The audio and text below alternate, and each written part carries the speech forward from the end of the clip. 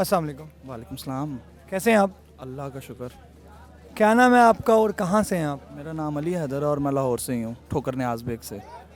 क्या पैगाम देंगे, इतना खूबसूरत अज़ादारी का प्रोग्राम देख रहे हैं? सबसे पहले तो मैं यहाँ पर आया हूँ, यहाँ पर मैं मोहब्बत की नज़र से नहीं आया, मैं यहाँ पर तासुब की नज़र से आया हूँ। क्योंकि आगा साहब एक दफ़ा पूरे मुल्क में मुतनाज़ शख्सियत के तौर पे जाने जाते हैं, और मैंने भी यही सुना था कि ये लोग आज़ादारी के दुश्मन हैं। मैं पूरे मुल्क के कोई ऐसा हिस्सा नहीं जहाँ पर आज़ादारी के लिए नहीं गया, लेकिन जो माहौल और जो रंग और जो खुशबुए हुसैनियत यहाँ से आई है ना, वो पूरे मुल्क के किसी कोने से नहीं आई। जो मोहब्बत की फ़िज़ा और नज़र आ रहा था कि हकीकी आज़ादारी कैसे होती है। और मेरे अक्सर अहले सुन्नत दोस्त कहते थे कि आप कैसे की अज़ादारी करते हो, और वो उससे मुतासिर नहीं होते थे। लेकिन जब मैं उन्हें यहाँ लेके आया और उन्होंने ये अज़ादारी देखी तो वो ये देख के मुतासिर हुए, और उन्होंने कहा अगर ये शीयत थी तो हमें पहले क्यों नहीं बताया।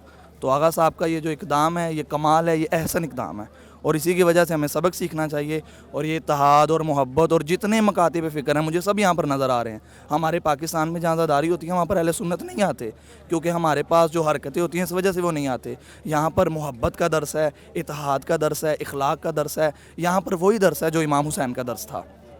बड़ी आपने बात की है कि मैं तासुब की नज़र से आया था, तो इसी तरह आगा साहब की जो शख्सियत है, इनके बारे में कहा जाता है हालांकि शख्सियत परस्ती नहीं है, एक रास्ता वो अच्छा बता रहे हैं। तो आप क्या कहेंगे, वो जो रास्ता बता रहे हैं और उनकी जो एक शख्सियत है उस बारे में आप क्या कहेंगे? मैं तो सिर्फ एक लफ्ज़ कहूँगा और उसी में सारी बात बंद होगी कि आगा साहब का रास्ता वही रास्ता है जो इमाम हुसैन का रास्ता था।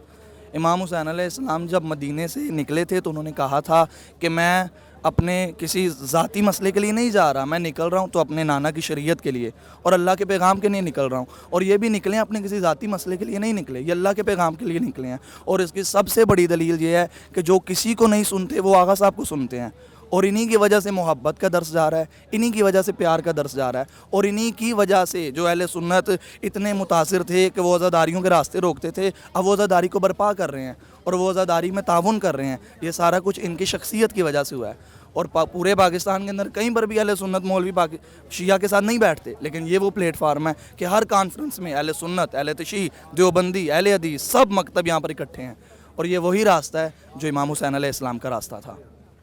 क्या वजह, आप क्यों प्रोपेगेंडे का शिकार थे? प्रोपेगेंडे का शिकार इसलिए क्योंकि आप जानते हैं कि हमारे जो ज़्यादातर अहले शी हैं वो जज्बाती शी हैं। अच्छा, आगा साहब की बात वो है इत्तेहाद की बात।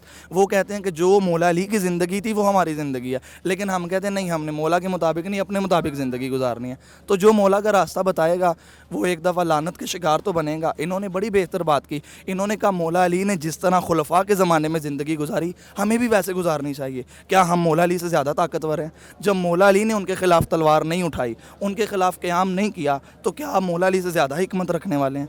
तो जो रास्ता मौला अली का था वही रास्ता आगा साहब का है, और इसी रास्ते पर हम अमल करते चले जाएंगे। आपके बहुत शुक्रगुजार हैं।